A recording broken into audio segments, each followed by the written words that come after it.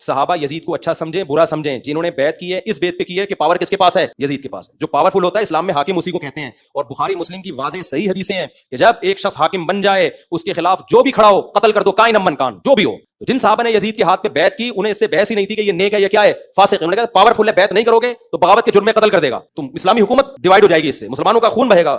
اس لیے بھائی جو بھی ہے اچھا برے کی بات ہی نہیں ہے۔ تیسرا جھوٹا دفاع وہ کرتے ہیں، وہ کہتے ہیں کہ جی صحابہ کرام نے یزید کی بیعت کر لی تھی تو آپ کو کیا مسئلہ ہے؟ صحابہ کرام نے یزید کی بیعت نہیں کی تھی، صحابہ کرام سے زبردستی بیعت لی گئی تھی تلوار کے زور پر۔ جھوٹ بولنا بند کریں۔ نہیں یقین آتا بخاری شریف کھول لیں، صحیح بخاری میں 4827 نمبر حدیث ہے۔ مروان بن حکم مدینے کے ممبر پہ مسجد نبوی پہ حضرت معاویہ رضی اللہ تعالیٰ عنہ کی طرف سے گورنر بن کے اناؤنسمنٹ کر رہا ہے خطبے میں کہ اللہ تعالیٰ نے امیر المومنین کو یہ بات سجھائی ہے، وہ امت کے وسیع تر مفاد میں، یعنی کہ اے میرے عزیز ہم وطنوں، وہ امت کے وسیع تر مفاد میں اپنے بعد اپنے بیٹے کو خلیفہ نامزد کرتے ہیں۔ یہ وہ تقریر کر رہا تھا۔ امام بخاری نے اگلے جملے نقل نہیں کیے، وہ بڑے سخت تھے، لیکن اس کے بعد جو کچھ ہوا وہ نقل کیا۔ وہ اگلے جملے کیا تھے وہ میں بعد میں بتاتا ہوں آپ کو۔ اگلے جملے جو امام بخاری نے نقل کیے وہ یہ تھے کہ وہاں حضرت ابو بکر کا بیٹا کھڑا ہوا اور اس نے کچھ بات وہاں پہ کہہ دی۔ وہ کیا بات کی وہ پھر امام بخاری نے سکپ کر دی۔ پھر اس سے اگلے جملے امام بخاری نے نقل کیے جسے پتا چل گیا کہ وہ بات کوئی ایسی تھی کہ اسے آگ لگ گئی۔ مروان نے کہا گرفتار کرو اسے، پکڑ لو اس کو۔ وہ فوراً سے مسجد نبوی میں ایڈجسٹنٹ جو حجرہ عائشہ تھا جہاں ان کی بہن موجود تھی وہاں داخل ہو گئے۔ اور یہ پاکستان کے کیس میں جو سگا بھائی ہے نا یہ وہ تھے، یعنی حضرت ابو بکر کی وہ بیوی جو حضرت عائشہ کی والدہ تھی وہی ان کی بھی والدہ تھی، عبد الرحمن بن ابی بکر کی۔ یہ سگے بہن بھائی تھے۔ ان کے پاس چلے گئے۔ اب ظاہر مروان یہ کام نہیں کر سکتا تھا، مسلمانوں نے پھر احتجاج کرنا تھا کہ یہ کیا حرکت کر رہے ہو۔ باہر سے اس نے کہا اوے ابو بکر کے بیٹے، تیرے بارے میں قرآن میں آیت نازل ہوئی تھی نا کہ یہ کافر کہتا ہے کہ میرے ماں باپ جو مجھے یہ کہتے ہو کہ مرنے کے بعد دوبارہ زندہ کیا جاؤں گا، یہ اگلے لوگوں کی کہانی ہے۔ ابو بکر کے بیٹے کہ تیرے بارے میں قرآن میں آیت نازل ہوئی تھی۔ توبہ توبہ، یہ بنو امیہ کے خدمت گزار، یہ ہیں گستاخان خلفائے راشدین۔ جب اس نے یہ بات کی تو سیدہ عائشہ اندر تڑپ اٹھی۔ انہوں نے کہا اس کو خاموش ہو جا، آل ابی بکر کے بارے میں کوئی قرآن کی آیت نازل نہیں ہوئی سوائے جو میری برات میں سورہ نور کی آیات نازل ہوئی تھی جب مجھ پہ جھوٹی تہمت لگائی گئی۔ بخاری میں اتنا آتا ہے، المستدرک للحاکم میں اور المعجم الکبیر طبرانی میں اور باقی کتابوں میں اس روایت کی فلنگ ان دا بلینکس موجود ہے، جو اللہ کے فضل سے حافظ ابن کثیر نے سورۃ الاحقاف کی آیت نمبر 17 جو کوٹ کی تھی مروان نے غلط، اس کے کانٹیکسٹ میں وہ سارے طرق ایک جگہ جمع کر دی ہیں، لہذا بریلوی دیوبندی اہل حدیث تینوں کو کوئی اعتراض نہیں ہوگا۔ وہ فل ان دا بلینک یہ تھی کہ اس وقت مروان نے یہ کہا کہ ابو بکر نے بھی تو عمر کو خلیفہ نامزد کیا تھا نا، تو حضرت معاویہ اپنے بیٹے یزید کو بنانا چاہتے ہیں۔ دیکھو کیا ان کی اینالوجی دیکھیں، تو وہ اس پہ حضرت ابو بکر کا بیٹا کھڑا ہوا تھا، کیونکہ ظاہر ہے اس نے کہا کہ بنانا تھا تو مجھے بناتے ہیں نا، مجھے تو نہیں بنایا، تو کون سی مشرق سے اٹھا کے مثال مغرب میں پھینک رہا ہے۔ اور جو کہا نا اس نے کچھ کہا امام بخاری نے، وہ یہاں ہے کہ انہوں نے کہا کہ تیرا امیر المومنین معاویہ سیدھی طرح کہ ابو بکر اور عمر کے راستے پہ نہیں چل رہا، وہ کیسر و کسرا کے راستے پہ چل رہا ہے۔ اب یہ بہت بڑی گالی تھی ان کے لیے تو، کہ وہی جو ہے وہ بادشاہت آ گئی یہاں پہ۔ اس پہ پھر اس نے کہا پکڑو انہوں۔ اور حجرے میں اما عائشہ کے اور الفاظ تھے جو امام بخاری نے نقل نہیں کیے، وہ یہ تھے کہ مروان تیرے بارے میں نبی الاسلام نے فرمایا تھا کہ حکم پہ لعنت، اس کی اولاد پہ لعنت، تو اپنے باپ کی پش میں تھا جب باپ بیٹا دونوں پہ اللہ کے نبی نے لعنت فرمائی تھی۔ مجھے بتائیں جب یہ والی صورتحال ہو کہ حضرت ابو بکر کے بیٹوں کو بھی اپنی جان بچانی پڑے تلوار کے زور پہ، اپنی وفات سے 4 سال پہلے ایک بندہ اپنے بیٹے یزید کے لیے بیعت لے رہا ہے، تو آپ یہ کہیں گے صحابہ نے بیعت کر لی ہے؟ کہتے ہیں جی ابن عمر نے بیعت کر لی تھی، ایون واقعہ ہررا کے بعد جب لوگ یزید کی بیعت توڑ رہے تھے تو وہ لوگوں کو جا کے سمجھاتے تھے، جی بخاری مسلم ہے، سرکار وہ ہمارے اسٹوڈنٹس کو سمجھا رہے تھے. اگر ابن عمر اس زمانے میں سمجھا رہے تھے تو کسے سمجھا رہے تھے؟ اپنے لیول کے لوگوں کو، صحابہ اور تابعین کو. اور اس صحابی کا نام بھی آیا ہوا ہے، عبداللہ ابن مطیع رضی اللہ تعالیٰ عنہ، جنہوں نے کہا کہ اب کیا رہ گیا ہے، یزید کی بیعت توڑیں اہل مدینہ. تو ابن عمر ان کو ملنے کے لیے گئے اور کہا کہ میں تمہیں حدیث سنانے کے لیے آیا ہوں کہ جو خلیفہ وقت کی بیعت کے بغیر مرا وہ جاہلیت کی موت مرا. وہ کہتے ہیں جی ابن عمر نے چونکہ بیعت کر لی تھی، وہ بھی مجبوراً کی تھی، انہوں نے وہ جس طریقے سے کی تھی، انیشلی تو انکار کیا تھا. دوسرا، ابن عمر جب یہ بات کر رہے تھے تو وہ یہ بھول گئے کہ حضرت علی کی بیعت تو ابن عمر نے خود نہیں کی ہوئی تھی، تو اس وقت وہ جاہلیت پہ تھے. یہ لاجیکلی ان کی بات درست نہیں تھی، ورنہ تو خود اس فتوے کی زد میں آ رہے تھے. ہم تو عبداللہ ابن مطیع اور باقی لوگوں کے ساتھ ہیں، ابن عمر کا یہ موقف غلط تھا.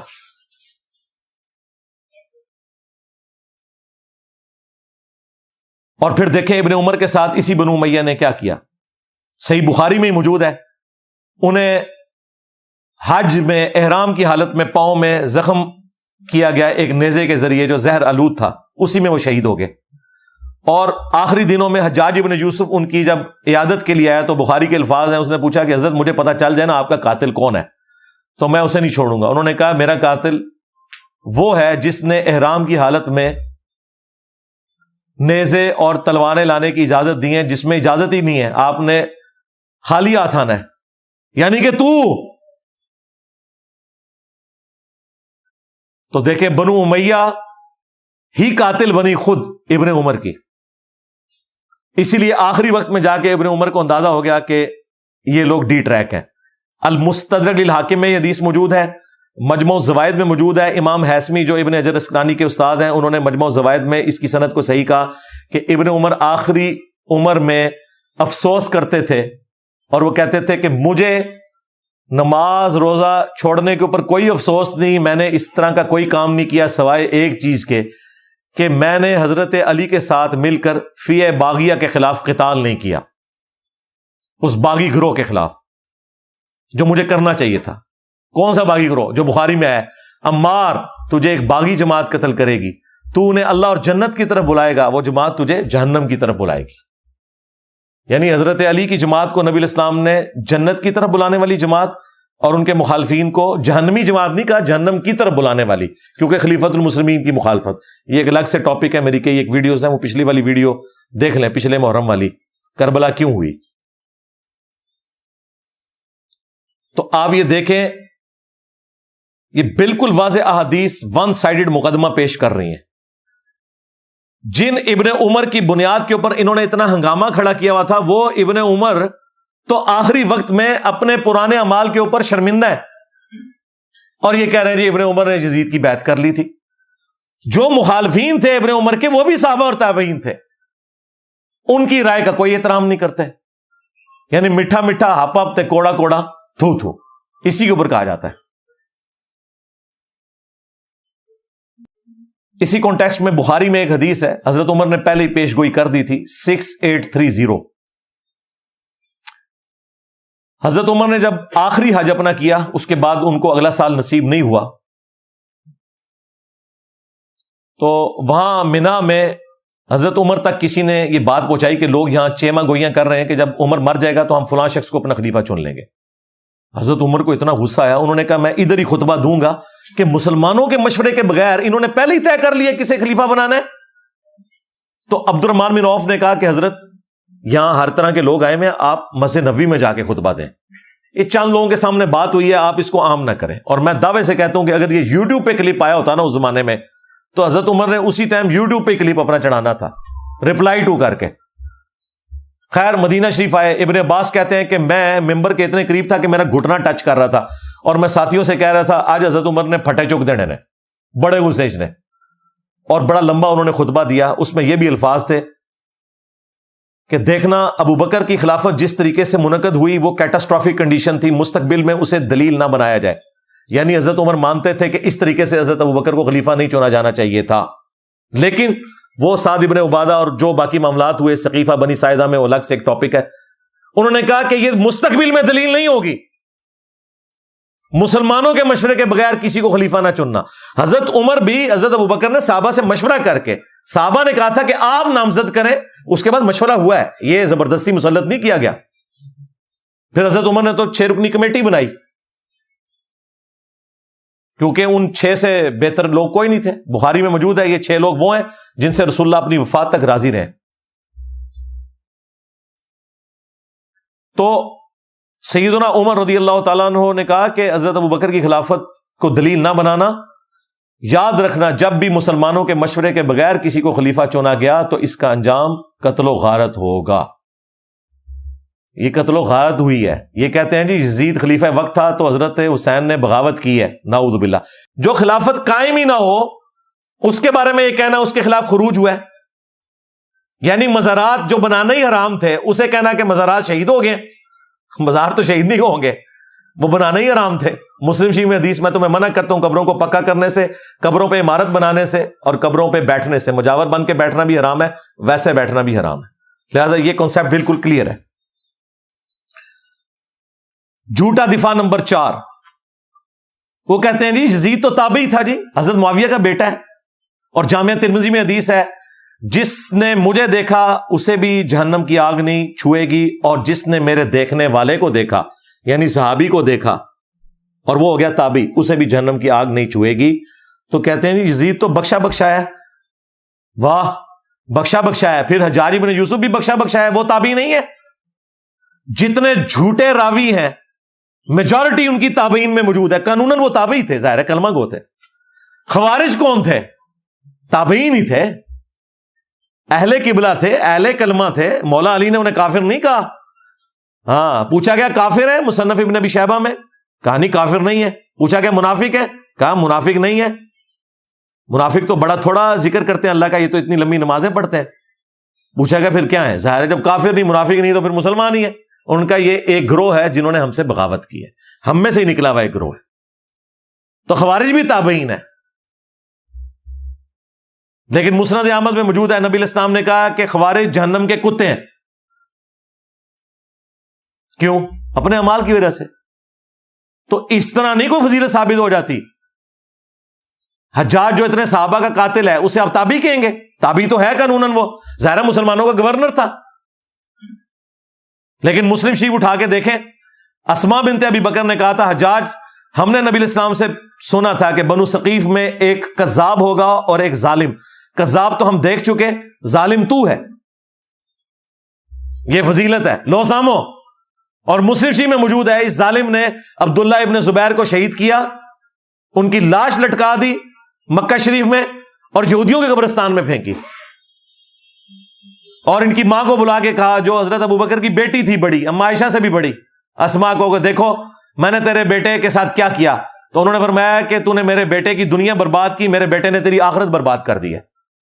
ظالم انسان۔ یہ مسلم شریف ہے، مولانا شریف نہیں ہے۔ تو حجاج بھی پھر تابعی ہے، اسے بھی جہنم کی آگ نہیں چھوئے گی۔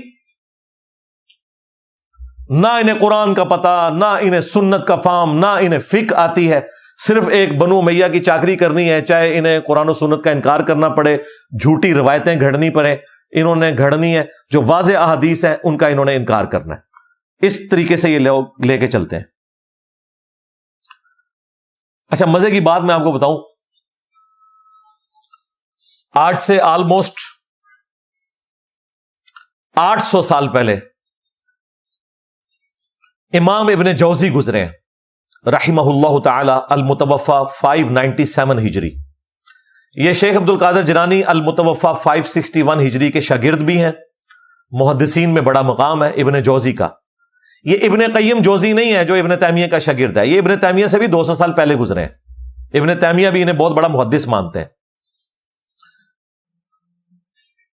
انہوں نے الموضوعات، بڑی گھڑی ہوئی بڑی بڑی حدیثیں، وہ کتاب بھی لکھی ہے جس میں انہوں نے یہ بھی لکھا ہے کہ جو حدیث حضرت معاویہ کی شان میں ہوگی نا، یہ بھی اس بات کی نشانی ہے کہ یہ گھڑی ہوئی حدیث ہے۔ گھڑی ہوئی حدیثوں کی کچھ نشانیاں بتائیے، ان میں سے ایک یہ بتائیے جو حضرت معاویہ کی شان میں ہوگی نا تو سمجھ لو کہ یہ گھڑی ہوئی حدیث ہے۔ اب یہ بہت بڑے محدث ہیں۔ ان کے زمانے میں ایک ناسبی تھا عبد المغیث، اس نے یزید کے فضائل کے اوپر کوئی رسالہ لکھا، تو ابن جوزی غصے میں آئے، انہوں نے ایک کتاب لکھی جو کتاب محدثین کے ہاں اتھینٹک مانی جاتی ہے. ابن تیمیہ نے بھی اس کی تعریف کی ہے، ابن کثیر نے بھی کی ہے. الرد علی المعتصب العنید المانع من ذم یزید، یہ اس متعصب ضدی شخص کے رد پہ لکھی جا رہی ہے کتاب جو یزید کو برا کہنے کو غلط سمجھتا ہے اور منع کرتا ہے. اس زمانے میں ایک یزیدی تھا عبد المغیث، اس کے رد پہ پھر انہوں نے طبیعت صاف کی ہے ان لوگوں کی. اس میں جب ایک دلیل یہ لی گئی نا کہ یزید جو ہے وہ حضرت معاویہ کا بیٹا ہے اور حضرت معاویہ کے لیے ترمذی میں روایت ہے اے اللہ اسے ہادی اور مہدی بنا، انہوں نے کہا یہ تو روایتی جعلی ہے، اس کی بنیاد کے اوپر تم یہ کلیم کر رہے ہو کہ ان کا یہ ڈیسیژن کرنا کہ یزید کو انہوں نے خلیفہ صحیح بنایا تھا. انہوں نے کہا یہ تو روایتی جعلی ہے. پھر انہوں نے روایت کے اوپر بحث کی. میں نے تو بخاری مسلم سے ثابت کیا یہ فٹ ہی نہیں بیٹھتی. حضرت معاویہ کے دور میں جو جو کام ہوئے ہیں اس میں تو یہ دعا فٹ ہی نہیں بیٹھتی. پھر انہوں نے کہا کہ اگر یہ حدیث کوئی صحیح بھی مانتا ہے تب بھی کوئی گارنٹی نہیں کہ نبی علیہ السلام کی یہ دعا قبول ہوئی ہو، کیونکہ نبی علیہ السلام کی کئی دعائیں اللہ نے واپس بھی کی ہیں. بخاری مسلم میں آئے آپ نے دعا کی تھی کہ میری امت آپس میں نہ لڑے، اللہ تعالیٰ نے واپس کر دی. انہوں نے کہا کیا گارنٹی ہے؟ پھر ابن جوزی نے اتنا سخت جملہ لکھا، انہوں نے کہا اس سے بڑی کیا دلیل ہے؟ اگر حضور کی یہ دعا حضرت معاویہ کے حق میں قبول ہوئی ہوتی بقول تمہارے، اگر یہ روایت ثابت ہے تو حضرت معاویہ جنگ صفین میں حضرت علی کے مقابلے پہ آتے. یہ آدھی اور مادی ہونا ہے کہ خلیفہ وقت کے خلاف کھڑے ہو گئے. کڈا بڑا پٹکار مارا انہوں نے. پھر انہوں نے احمد بن حنبل کا قول بھی نقل کیا. جب ان سے پوچھا گیا کہ یزید کے بارے میں آپ کا کیا موقف ہے، انہوں نے کہا یہ وہی ہے جس نے اہل مدینہ کے ساتھ جو کیا. پوچھا کیا کیا؟ کہا ان کا مال لوٹا، انہیں قتل کیا. تو شاگرد نے کہا صحابی کا بیٹا ہے، حدیث لے لی جائے. انہوں نے کہا حدیث کیا، ایک حدیث بھی اس سے نہیں لینی. اسی لیے دیکھ لیں ذخیرہ حدیث میں صحابہ کرام کی اولاد کی حدیثیں موجود ہیں. حضرت معاویہ 40 سال تک حکمران رہے ہیں، 20 سال تک گورنر اور اگلے 20 سال مکمل طور پہ حکمرانی. بیچ میں ایک حضرت علی والا پیریڈ تھا، اس کے بعد 20 سال یہی حکمران رہے نا صلح حسن کے بعد. 40 سال جس کا باپ مسلمانوں کا حکمران رہا ہے اس کے بیٹے نے ایک حدیث بھی روایت نہیں کی ہے اور نہ محدثین نے اسے نقل کیا ہے. کیونکہ احمد بن حنبل کہتے ہیں اس سے کیا حدیث لوگ ہیں.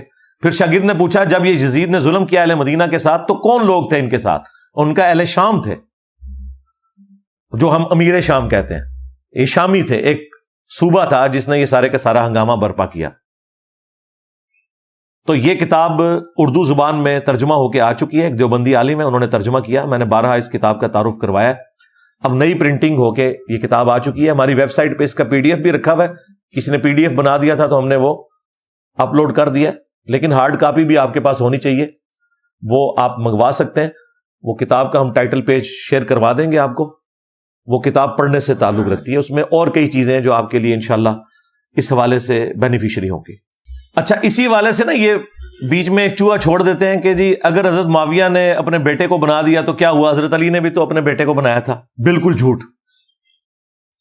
حضرت علی نے کوئی اپنے بیٹے کو نہیں بنایا. مسند ابی یعلا میں، المستدرک للحاکم میں اور کتابوں میں موجود ہے. لوگوں نے حضرت علی کو کہا کیونکہ زخم لگنے کے بعد وہ کچھ دن زندہ رہے کہ آپ اپنا خلیفہ کسی کو نامزد کریں. انہوں نے کہا میں تمہیں ویسے ہی چھوڑ کے جاؤں گا جس طرح نبی علیہ السلام چھوڑ کے گئے تھے، تم اپنا خلیفہ خود چنو گے. اور یہ ظالم کہتے ہیں کہ حضرت علی نے حسن ابن علی کو اپنے بعد خلیفہ نامزد کیا. وہ صحابہ کرام نے مشورے سے چنا تھا. اس حوالے سے شیخ البانی نے ایک روایت لی ہے کہ میری امت کا پہلا شخص جو میری سنت کو بدلے گا وہ بنو امیہ سے ہوگا. اور شیخ البانی نے ساتھ پتہ کیا لکھا؟ یہ وہ شخص ہوگا جو خلافت کو ملوکیت بنا دے گا. تو دیکھ لیں پھر بنو امیہ کا پہلا شخص جس نے خلافت کو ملوکیت بنایا وہ کون ہے؟ حضرت ابوبکر بنو تیم سے، بنو امیہ سے نہیں. حضرت عمر بنو عدی سے، بنو امیہ سے نہیں ہے. حضرت عثمان بنو امیہ سے ہیں لیکن انہوں نے اپنے بیٹے کو نہیں بنایا. اس کے بعد حضرت علی بنو ہاشم سے ہیں. اس کے بعد حسن ابن علی کے 6 مہینے. پھر حضرت معاویہ رضی اللہ تعالیٰ عنہ بنو امیہ سے ہیں. انہوں نے اپنے بیٹے کو بنایا؟ جی بنایا، وہ ہم آپ کو پہلے بتا چکے ہیں. تو شیخ البانی جو محدث اعظم سعودیہ تھے، اس دور کا امام بخاری ان کو مانتے ہیں، اہل حدیث بھی اور دیوبند بھی. اور بریلوی بھی وقت آنے پہ انہیں کوٹ کر دیتے ہیں. انہوں نے اشارتاً کہا کہ یہ وہ شخص ہوگا جو خلافت کو ملوکیت میں بدل دے گا, میری امت میں پہلا شخص جو میری سنت کو بدلے گا.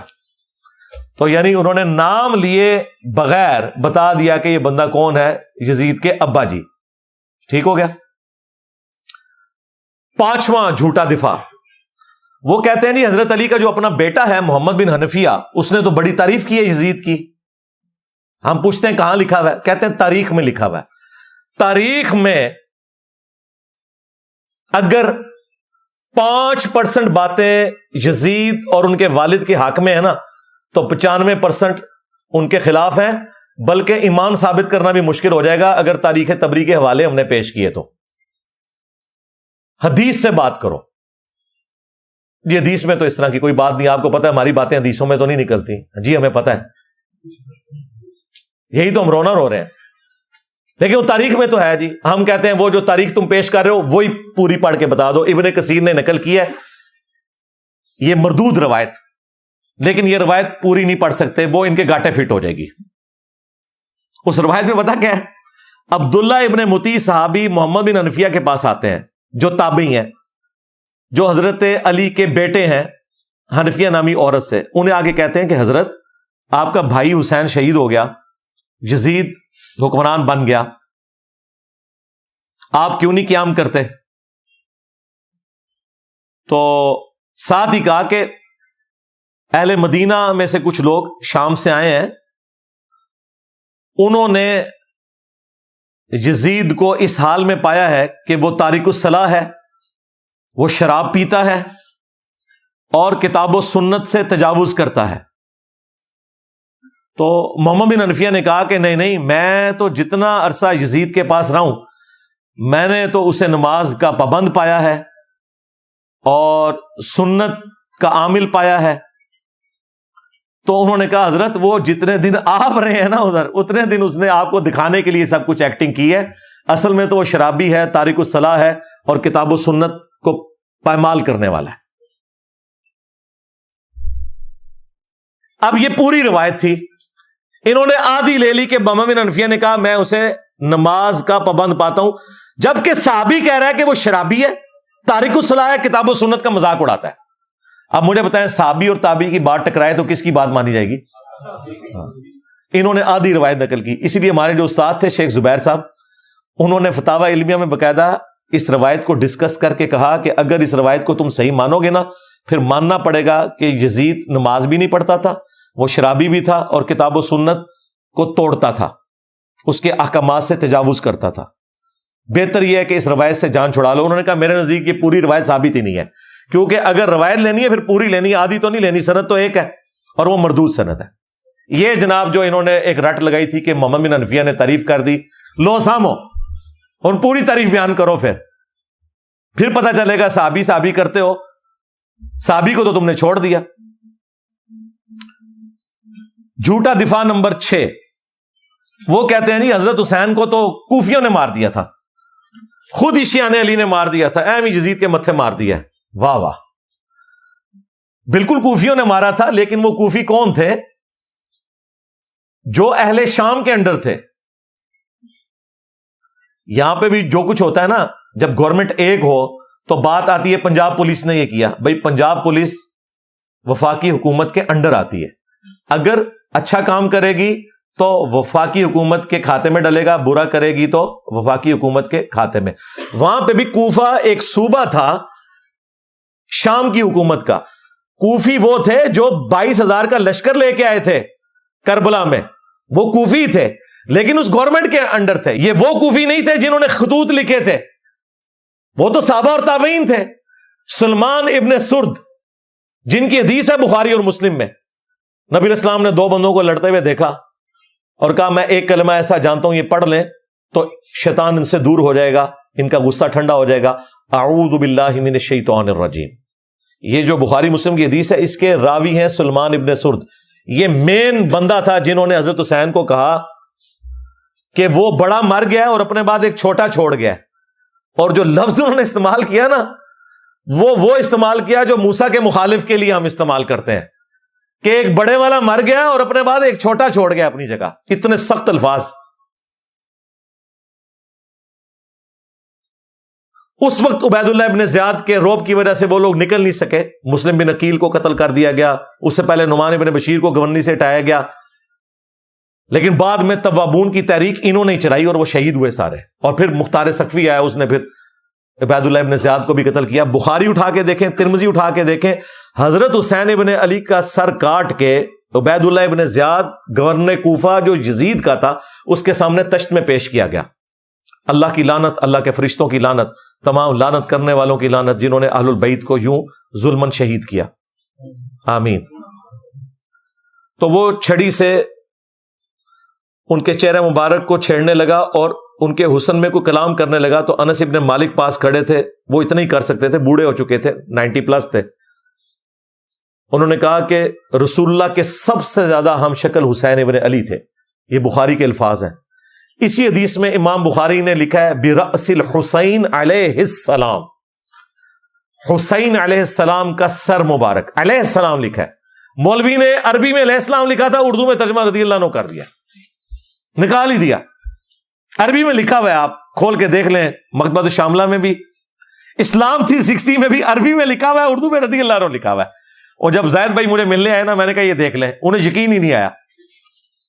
کہتے ہیں یار یہ انہوں نے کیا ہوا ہے. میں نے کہا یہ اچھا ہے, اس کو چینج کرنے کی ضرورت نہیں ہے, ہم نے بتانا ہے بعد میں بھی کہ کیا کام ڈالتے ہیں. انہوں نے دارالاسلام والوں سے اٹھایا تھا, میں نے کہا اسی طرح ہی رہنے دیں تاکہ ہم دکھا سکیں بعد میں. sunna.com بہت بڑی ویب سائٹ ہے جس پہ حدیث کی کتابیں ہیں. عربی میں علیہ السلام لکھا ہے, اردو میں رضی اللہ عنہ لکھا ہوا ہے. ایک فرقہ وارانہ اس چیز کو دھڑاڑ کو قائم رکھنے کے لیے. تو عبید اللہ ابن زیاد جس کے سامنے حضرت حسین کا سر کاٹ کے رکھا گیا, وہ کوفی تھا لیکن گورنر تھا شامیوں کی طرف سے. لہذا یہ کہنا کوفیوں نے مار دیا تھا ظالموں, یہ وہ کوفی تھے جو حضرت حسین کے مخالفین تھے, نہ کہ وہ شیعان علی کہ جنہوں نے حضرت حسین کو وہاں پولیٹیکل سٹرگل کے لیے بلایا تھا. اور حضرت حسین لڑنے نہیں گئے تھے, بچوں کے ساتھ ایک سیاسی جدوجہد کے لیے جا رہے تھے جس کا آخری انجام قیام حسین ہی ہونا تھا, لیکن اس سے پہلے ہی ان کو شہید کر دیا گیا. اسی لیے انہوں نے راستہ بھی بدلا. یہ جو کہتے ہیں جی وہ دمشق کی طرف جا رہے تھے یزید کے ہاتھوں میں ہاتھ دینے, بالکل جھوٹ ہے. وہ راستہ انہوں نے اس لیے بدلا تھا کہ انہیں پتہ چل گیا تھا کہ مسلم بن عقیل شہید ہو چکے ہیں, یہ مجھے بھی کوفے تک نہیں پہنچنے دیں گے, تو میں انہیں دھوکہ دے کے دوسرے راستے سے جاؤں. لیکن ان کے پاس تو اتنی فوج تھی, انہیں بھی یہ خطرہ تھا کہ حسین ابن علی کہیں راستہ نہ بدلے, تو انہوں نے کربلا کے پاس بھی پڑاؤ کیا تھا کہ اگر اس راستے سے بھی آئے تو ہم پکڑ لیں گے, جو یہ نقشے بنا کے آپ کو بتا رہے ہوتے ہیں. اللہ کے بندو ڈر جاؤ, جھوٹ باندھتے ہو, اپنی طرف سے باتیں بنا کے منسوب کرنا شروع کر دیتے ہیں. جھوٹا دفاع نمبر 7 جو اسی کے ساتھ جڑا ہے, وہ کہتے ہیں حسین علیہ السلام نے 3 شرائط رکھ دی تھیں جی کربلا میں. انہوں نے تو خود عبید اللہ ابن زیاد کو کہا کہ مجھے یزید کے پاس جانے تو میں اس کے ہاتھوں میں ہاتھ دے کے بیعت کر لیتا ہوں. واہ واہ واہ, سبحان اللہ. اگر یہ ہو جاتا تو عبید اللہ ابن زیاد نے لڑیاں ڈالنی تھی اور کہنا تھا یزید صاحب آپ کے ابا جی جو کام 4 سال تلوار کے زور پہ نہیں کروا سکے, دیکھیں میں نے کروا لیا ہے. اور یزید اسے کتنا انعام دیتا کہ میرے ابا جی جو کام نہیں کروا سکے, کہ حسین کی بیعت نہیں لے سکے, تم نے لی ہے. ظاہر ہے اس کے بعد تو پھر بنو امیہ کی حکومت لیجیٹمائز ہو جانی تھی نا, جب بنو ہاشم نے بیعت کر لی نبی علیہ السلام کے گھر والوں نے. آپ دیکھیں مسئلہ یہی تھا کہ جب تک حضرت حسین بیعت نہیں نہ کرتے وہ حکومت جو ہے لیجیٹمائز نہیں ہوگی, وہ تلوار کے زور کے اوپر ہے. تو یہ عقل مانتی ہے کہ عبید اللہ ابن زیاد یہ موقع جانے دیتا. کہتے ہیں دوسری شرط رکھی کہ مجھے مسلمانوں کے کسی بارڈر والے ایریا میں بھیج دیں, میں کافروں کے خلاف جہاد کروں. اس زمانے میں تو کافروں کے خلاف کوئی جہاد نہیں ہو رہا تھا, آپس کی خانہ جنگی تھی. یہ بھی بالکل فراڈ ہے. تیسرا جی مجھے مدینہ شریف واپس جانے دو. انہوں نے مدینہ شریف کو جانا تھا, انہیں تو راستے میں پتا تھا کہ مسلم بن عقیل شہید ہو چکے ہیں اور میرے ساتھ کیا ہوگا. ان کو تو حدیثیں پتا تھی کہ میرے بارے میں موجود ہے. یہ جس کتاب سے انہوں نے پیش کیا انصاب الاشراف, امام بلازری کی کتاب, اور کہتے ہیں یہ 3 شرائط موجود ہیں. اور وہ آئے دن آپ کو وہ جو ایک مماتی دیوبندیوں کا مولوی ہے نا, وہ بھی یہ بیان کرتا پھرتا ہے, پکا یزیدی ہے وہ. ایون آپ تو وہابی اس کو اپنے پلیٹ فارم کے اوپر لے کے آتے ہیں, بندیالوی کو. اس کی میں نے طبیعت صاف کی تھی. کلن اور یاد آیا جے, میں انہوں پر دسیا سی تو قرآن بھی نہیں آتا ظالم, کتھو چیزاں چک کے کتنے فٹ پہ کرنا ہے. کلن وعد اللہ الحسنہ, اس کی میں نے تفسیر پھر بیان کی تھی قرآن سے, بخاری سے, مسلم سے. یہ اس نے ذلیل حرکت کی کہ اس نے کہا یہ 3 شرائط تھیں. انصاب الاشراف جو کتاب ہے نا، اگر اس کتاب سے یہ تم نے روایتیں ماننی ہیں تو پھر اس میں تو بہت کچھ لکھا ہوا ہے جو تمہیں ہضم نہیں ہوگا. اسی لیے ہمارے استاد شیخ زبیر علی زئی صاحب نے اگرچہ فضائل صحابہ کتاب میں یہ روایت نقل کی انصاب الاشراف سے، اور لکھا کہ اس کی سند حلال بن یساف تک تو درست ہے، لیکن یہ نہیں انہوں نے کنفرم کیا کہ حلال بن یساف واقعہ کربلا میں تھا یا نہیں، اور بعد میں اس کتاب سے ہی جان چھڑا لی. حلال بن یساف بھی فارغ ہو گیا. وفات سے پہلے انہوں نے فتاوی علمیہ میں مضمون لکھا کہ امام بلازری کی کتاب ثابت نہیں ہے. لیکن یہ انہوں نے کیوں کیا وہ آپ کو میں بتاؤں گا، یہ انہوں نے نہیں بتایا. یہ جب میری ان سے ڈسکشن ہوئی تو انہوں نے کہا کہ علی بھائی اگر ہم اس کتاب کو صحیح مانیں نا تو اس میں تو باقی روایتیں موجود ہیں، ان کا کیا کریں گے. میں 3 روایتیں پیش کرنے لگا ہوں الزامی جواب کے طور پہ، یہ نہ ہو اس کو کوئی کلپ کاٹ لے. وہ گلے پھاڑنے والے مولویوں نے میرا یہ کلپ کاٹ لیا تھا کہ اگر تم نے 3 شرائط والی کتاب انصاب الاشراف کو ماننا ہے تو اس میں یہ لکھا ہوا ہے یزید کے والد کے بارے میں کہ اس کا تابوت جہنم کی آگ میں ہے. جی یہ لکھا ہوا ہے. یزید کے والد کے بارے میں لکھا ہوا ہے کہ جب تم اسے دیکھو کہ میرے ممبر پہ چڑھا ہے اسے قتل کر دینا. اور پھر وہ مشہور روایت جس کا کوئی سرا پکڑا ہی نہیں دیتا تھا کہ اس روایت کا مقصد کیا ہے، وہ روایت بھی پوری اس کتاب میں لکھی ہوئی ہے. اگر اس کتاب کو صحیح ماننا ہے تو پھر آپ دیکھیں آپ کے ساتھ کیا ہوتی ہے. وہ روایت تھی مسند البزار میں مجموع الزوائد میں صحیح سند کے ساتھ کہ نبی علیہ السلام نے 3 لوگوں پہ لعنت فرمائی. آپ کے سامنے سے ایک اونٹ گزر رہا تھا، آپ نے فرمایا جو اونٹ پہ بیٹھا ہوا ہے اس پہ بھی اللہ کی لعنت، جو اونٹ کو ہانک رہا ہے اس پہ بھی اللہ کی لعنت، اور جس نے اس کی مہار پکڑی ہوئی ہے اس پہ بھی اللہ کی لعنت. یہ روایت ختم ہو جاتی ہے مسند البزار میں مجموع الزوائد میں. اب اس روایت سے کیا رزلٹ نکلے گا جب تک یہ نہ بتایا جائے کہ اس اونٹ کے اوپر وہ شراب لے کے جا رہے تھے، ایرون لے کے جا رہے تھے، چرس لے کے جا رہے تھے، لعنت کیوں ہوئی، وہ بندے کون تھے. وہ محدثین نے اپنی کتابوں میں ان بندوں کے نام نہیں بتائے. ظاہر مشکل ہو جانا تھا، سنیت کا ایک غلبہ، سنی ہمیشہ حکومت میں رہے آپ کو پتا ہے. لیکن یہ روایت اپنی جگہ موجود ہے. اسے کہا جاتا ہے اونٹ والی حدیث کہ اونٹ پہ بیٹھے ہوئے پہ بھی لعنت، ہانکنے والے پہ بھی، مہار پکڑنے والے پہ بھی. کیوں لعنت؟ یہ بندے کون ہیں کوئی ذکر نہیں. انصاب الاشراف میں موجود ہے کہ وہ 3 بندے کون تھے. ان بندوں پہ اصل میں لعنت کی گئی تھی. اگر اس کتاب کو کسی نے صحیح ماننا ہے 3 شرطوں والی کتاب. ہم تو کہتے ہیں مانو پھر اگے بھی ٹورو، فارغ ہی ہو جاؤ. انصاب الاشراف میں لکھا ہے کہ اونٹ پہ یزید کے دادا ابو بیٹھے ہوئے تھے. ہاں جی، اونٹ کی مہار یزید کے ابا جی کے ہاتھ میں تھی، اور اونٹ کو ہانکنے والا یزید کا چاچا تھا. چچا ایک چشتی چاچو ہے نا، ایک یزید کا بھی چاچو ہے.